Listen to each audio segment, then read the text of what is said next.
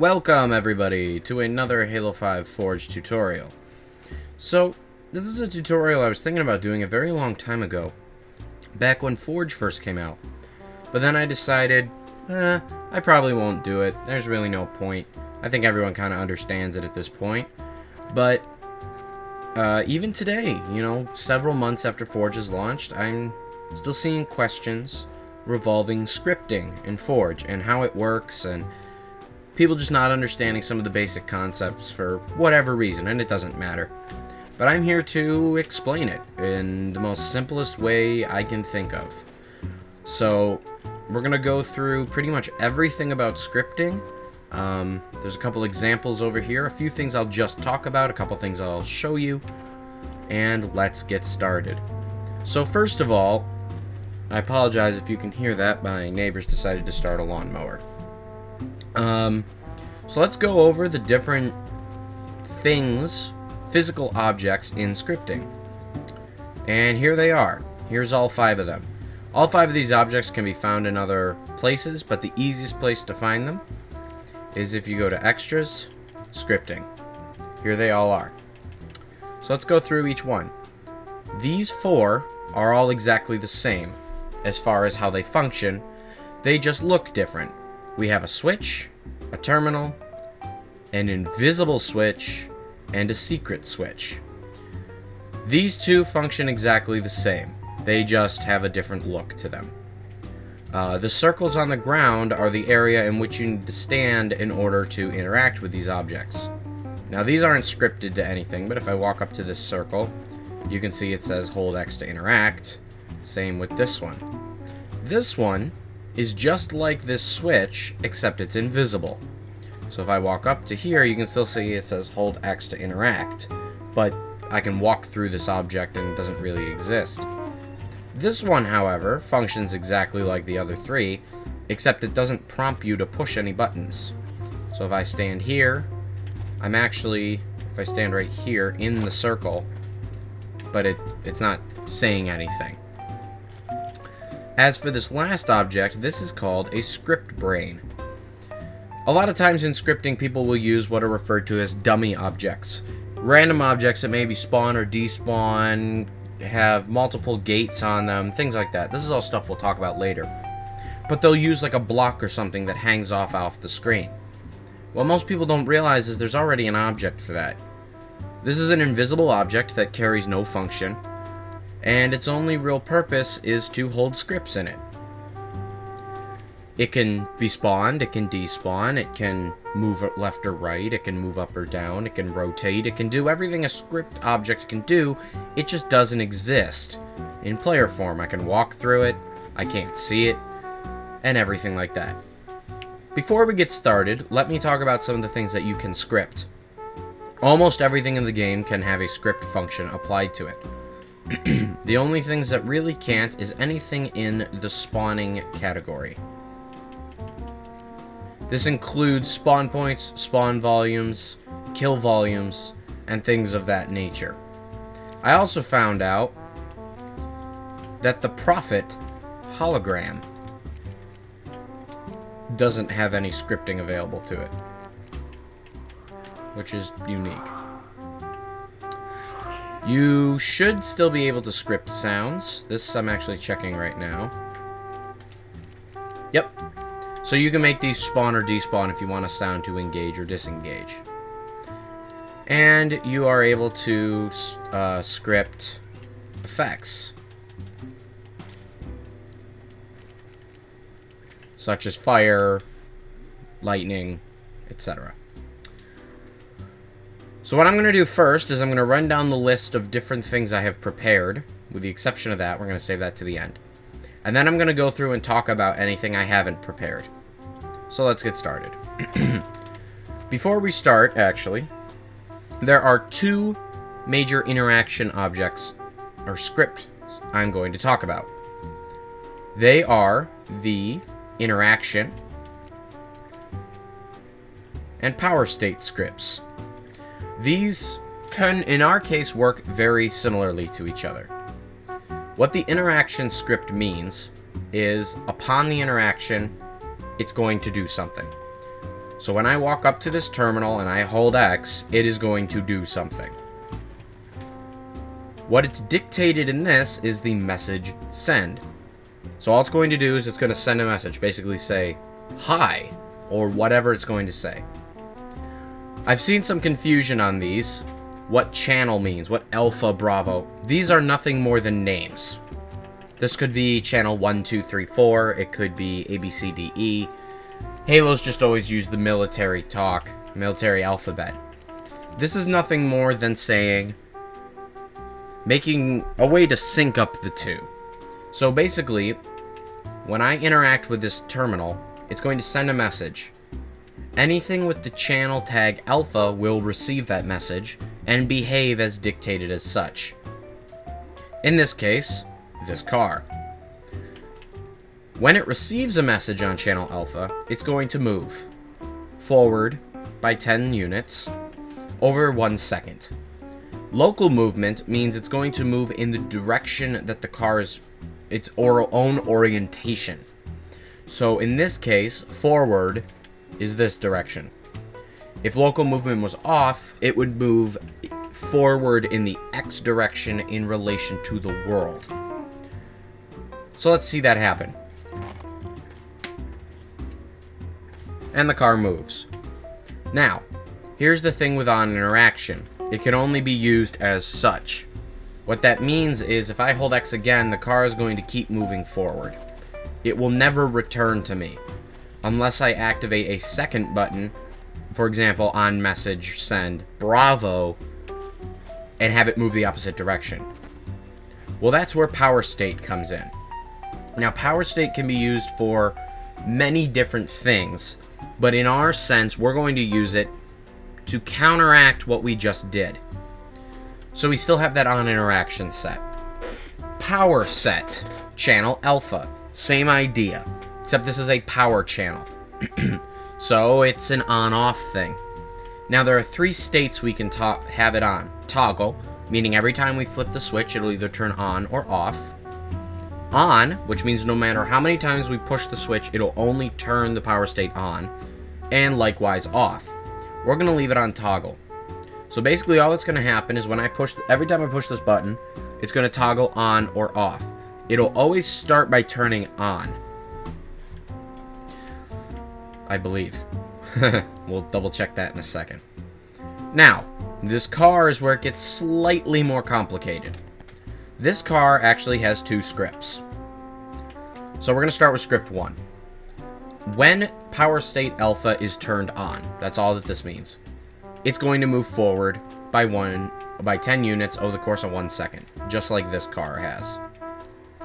Now, when power state alpha is turned off, it's going to reset its position over the course of 1 second. Velocity reset doesn't really matter in this case. It has to do with the speed of the object. That really has to do with moving objects, things like golf balls or if they're rolling down a hill or something like that. Now, alternatively, I could have this say this direction, move offset -10. It's usually a lot easier just to have position rotation reset defaulted, just because it avoids any complications with the script counteracting itself. So let's take a look at that. By flipping the switch, it's going to turn the power state on, and the car is going to move. Now I'm going to turn it off, and it's going to return to its same position. Now what you can do with scripting is you can adjust the time. Let's say I want it to move forward over the course of 1 second, but move backwards over the course of 2. There it goes, and it's going to return to me much slower than it did the first time. Now, as you're going to see in a minute, scripting can be a bit buggy, especially in Forge. Usually in, actual custom games, it'll be a little buggy for the first time it activates, and then it will run smoothly as the game has to calculate it. You'll see that in Forge, though, especially when we get over to this object here, that it gets really buggy. Here's another example of using our power state function, as well as 2 other functions. First is the color set option. Any object that can change color has the option to toggle a color set. Now, what we're going to do is we're actually going to change this terminal's color representing where system the power state is. So our first is power state Bravo, toggle on and off upon interaction. This basically is a different channel. That way, messing with this won't mess with this, and interacting with this won't affect this. Now we have, when it's turned on, our color's going to turn to green, and when it's off, it's going to turn to red. So let's see that happen. And then I'll explain what's going on here in a minute. So you can see it started by turning to green, but nothing happened here. That has to do with what I've set this to toggle to. If I push this button, oh look, the crate opens. I can go inside, walk around, and you'll see that the power state is now off. Upon turning it on, it closes. Now that's completely arbitrary. I could make it that when I turn it on, it opens, and off, it closes. The reason why I have it this direction is because we're not actually opening a crate, but rather despawning a closed crate. So you can see I have two cargo containers here. One open and one closed.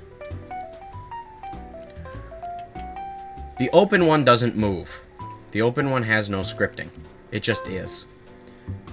The closed one is the one that's changing, and that is our spawn and despawn action. When the power state is on, this crate spawns. That's why when I turned it on initially, nothing happened, because it was already spawned. However, when I turn it off, it despawns. When it despawns, it creates the opening that we can walk inside. When it spawns, it blocks that area off. Now, you can do some unique things with this. You could make it so that upon despawn, it's going to respawn after 1 second. And let's hope this works for me. There you go. You saw it just respawned after a second. So you can make a time door. I'm not going to walk in there in case I, like, break something. Although I'd probably just die if I walked in there. Oh, yeah, that's right. It won't actually respawn because I'm in the way right now. But if I get out of its way, it should respawn in a second. And that's that. So that's the spawn and despawn function, and they work as such. Over here, we have the same thing. This one is a message received. Message send channel Bravo. And we want our windmill to turn. Now you'll see it's a little stuttery and it might stop in the wrong place. That has to do with the Forge scripting.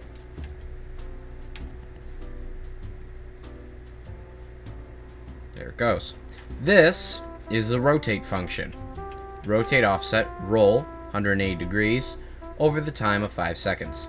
Now, how do I make all these objects rotate as such? Mini tutorial inside a tutorial. These are a welded group, with the parent being set to the cylinder. If I unweld these, or even ungroup these, that would mean I'd have to go to each individual one and add the script. Because they were grouped, they're already all set. However, if I just group them, and let's make sure, yep, watch what happens. Each individual object is acting under its own power. Each object is turning 180 degrees the correct direction. But now we get this weird thing. That bobbing is the result of it calculating. You have to be sure to weld it, which sets all objects to the same physics and the same orient. It connects all the objects to one object instead of just putting them all together. So what that means is now they're all connected to the center object. And they're a little off because of how they spun. So that's a lot of the basics. There's one other major thing I haven't covered, and that's a timer. So we're going to use our script brain here just to experiment with that. If I go into our script, you'll notice there's one major thing called onTimer. This works just like an interaction would. However, it does it in intervals of time. So there's two major things. You have initial delay and repeat timer. Initial delay is how long you want that to happen. Do you want it to happen initially? Do you want it to happen after 10 seconds? This is when the round begins. That includes the 13-second intro or the 4-second round intro. Repeat timer is how often you want it to happen. So let's use this car as another example. This car was set to message receive alpha. So let's say every 3 seconds, we're going to send a message on channel alpha. And you should see, without me doing anything, every 3 seconds this car is going to move. And you can see that on its own. Now I'm going to turn this off because I don't want that moving as we're doing the rest of it. And it's going to keep doing that until I let go of the object. Okay. It updates when you stop editing the object, so when I was still in it. So let's go through a couple of these other ones and talk about them. On spawn. When the object spawns in, whatever you have happen happens. On destroy or despawn. If you have something like a power core, they would be under prompts explosives. If you have something like a power core or any explodable object, I can make it so that upon its own destruction, whatever happens happens. Or likewise, I can make it that whenever this object despawns over here, this rotates or whatever. On message received, we've already covered. Power state timer. On match start, when the entire match begins. Round start, when each round begins. So, the beginning of the game, round 2, round 3, etc. This we'll cover in a minute. And that's it for the basics. Let's look at our actions. Spawn. It will spawn in. Despawn. It will despawn if it already exists. We've already seen that. We've already seen that. It'll send a message. It'll change the power. It'll move. It'll rotate. And that's basically all the major objects and all the major connections to scripting. Let's look at something combined. And look at how to use a script brain. Now, we've already seen how you can use it as a timer option. You could have also done that in here. I could have changed this to on timer move offset. And again, I'm going to change that back because that'll keep moving if I don't. By the way, this little line here, which just went away, what's a good example of that line and box you just saw? Where there's really... Oh yeah, there's a way to make me have that reappear. That right there is saying this object originates in that position. That square is where the object originates at. Upon the reset of this object, whether it be via round, via position rotation reset, anything like that, it will reset to that area. If you interact with the object, its area resets. Now let's go over here. I want to get to the little beach party that is inside this cave. Don't ask me why it's being held there. In order to do that, we are going to need to utilize some of the scripting that we just talked about. Let's look at this. First off, we have to get through this secret vent, but there's something in the way. And in order to do that, we have to push both these switches. And that's where the script brain comes in. Let's start by pushing a switch. Nothing happened. What happens if I go and I push the other switch? Oh look, the door opens. What happened? There's a good question. Well, that's where this script brain comes in. This is that message power multi. Minimum to trigger 2. You can have this be on any number up to 4. So what this means is on a minimum of 2 events happening, it will do whatever I tell it to do. Its conditions are both the Charlie power state and Delta power state have to be turned on. That's what these do. These switches do nothing more than turn on those power states. Upon both those power states being on, it's going to send a message on the echo channel. And I don't know if I can grab this. That little panel, which I should have showed you before it went down, was basically set to on message received echo, move down, I think it was 10 units, whatever, it moves out of the way. You can also do this with message send. However, it's going to have to happen very quickly. That could be the kind of thing where you want 2 people to push a button at the same time. It's pretty much impossible for me to do it, at least in this setup, to push each individually. Let's head inside. Now this script I haven't tested, so I hope it works. Oh, you can't see the... Interesting. Anyway, it's a bit dark in here. Let's turn on the light. Good. That worked. Why can I see that? That's weird. Aha! Now it's light in here. I can actually see. It's not going to do anything if I push it again. So what happened there? Well, this is a construction lamp. This construction lamp is basically set to a whole bunch of features that aren't going to allow it to illuminate this room. But I did give it a small lens flare. That light is an invisible light. Now you could see it when it spawned in, only in Forge. You wouldn't be able to see it in custom games, just because of the way that the game calculates it spawning in. Basically, it's set to a light section that'll allow this room to be illuminated.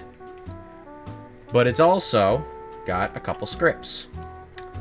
At the start of the round, it despawns. Now, in this case, there's only one round, that being the initial round. But I could also have this be on match start. I just chose round start because I figured it'd be easier. Doesn't really matter, it's completely arbitrary. Script 2 is when it receives a message from Foxtrot, it's going to spawn.